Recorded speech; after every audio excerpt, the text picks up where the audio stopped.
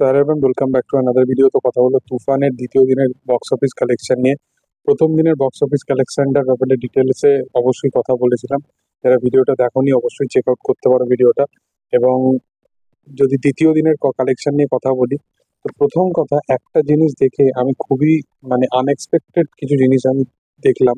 সেটা হচ্ছে যে এই যে বাংলাদেশের যারা ফ্যানেরা আছে বা সাকিব খানের যারা অডিয়েন্সরা আছে, তাদেরকে খুব পরিমাণে একটা জিনিস বলতে সবসময় শোনা যায় যে সাকিব খান এখানে সবচেয়ে বড় সুপারস্টার বা স্টার, যে স্টারডাম আছে সেটা ওইখানের শাহরুখ খান লেভেলের স্টারডাম, এবং সে সেখানকার কিং খান বলা হয় তাকে। আমি এই সমস্তগুলো মানে বিশ্বাস করতাম, মানে স্টারডাম লেভেল এবং সবকিছুই বোঝা যেত, সবকিছুই ঠিক আছে, কিন্তু একটা অভিনেতা সে শাহরুখ খান লেভেলে বা সলমান খান লেভেলে তার স্টারডাম, সেই জিনিসটা একটু ভাবতে একটু সময় লাগে। তার রিজন হচ্ছে কারণ শাহরুখ খান কি লেভেলে স্টারডাম মেনটেন করে চলে সেটা আমরা ইন্ডিয়ান ফ্যান্সেরা অবশ্যই জানি। তো সেই জিনিসটা আমি ভাবতে, আমার ডাইজেস্ট করতে একটু টাইম লাগতো। কিন্তু এই মুহূর্তে দাঁড়িয়ে শাকিব খানের যে তুফান ছবিটা এসছে, সেই ছবিটা সিনেপ্লেক্সে যেরকম সোর্স পেয়েছে এবং যেরকম কালেকশন করেছে, সেটা বলছে জওয়ানেরও নাকি রেকর্ড ব্রেক করে দিয়েছে। তো এই জওয়ান শাহরুখ খানের কেরিয়ারে, এন্টায়ার কেরিয়ারে সবচেয়ে বেশি কালেকশন করা ছবি, সেই ছবিটার রেকর্ড ব্রেক করে দিয়েছে তুফান। তো বাংলাদেশের অডিয়েন্সরা তুফানকে কিরকম লেভেলে পছন্দ করছে এবং কিরকম শাকিব খানকে তারা পছন্দ করে, এটাই তার সবচেয়ে বড় প্রমাণ।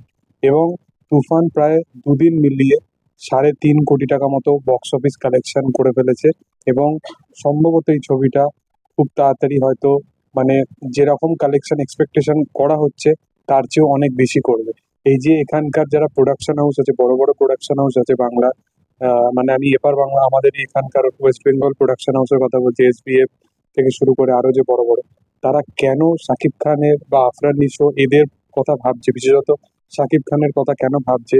কারণ একটা কমার্শিয়াল কাজেতে একটা অভিনেতা, বাংলা মেন স্ট্রিম কাজেতে একটা অভিনেতা যে কালেকশনটা তাদেরকে আনিয়ে দিতে পারবে, যে ডিস্ট্রিবিউটারকে যে কালেকশনটা আনিয়ে দিতে পারবে, সেটা এখানের কোনো অভিনেতার পক্ষে সেই ক্যাপাবিলিটিটা নেই বলবো না, কিন্তু এখানে সেরকম অডিয়েন্সই নেই যে সেই অভিনেতাটাকে সাপোর্ট করবে।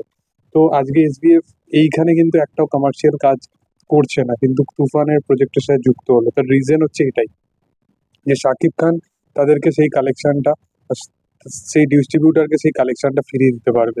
এটাই তার স্টারডাম লেভেল, এবং এই জন্যই এত বড় বড় পরিচালকরা, বড় বড় ডিস্ট্রিবিউটাররা, তারা তার প্রতি এই ভরসাটা রাখে। সেই কারণবশতই সে আজকে মেগাস্টার। তো যাই হোক, তোমাদের এটা নিয়ে কি বক্তব্য অবশ্যই কমেন্ট সেকশনে জানাতে পারো। ভিডিও ভালো লাগলে অবশ্যই লাইক শেয়ার সাবস্ক্রাইব করে দিও। Thank you all, by.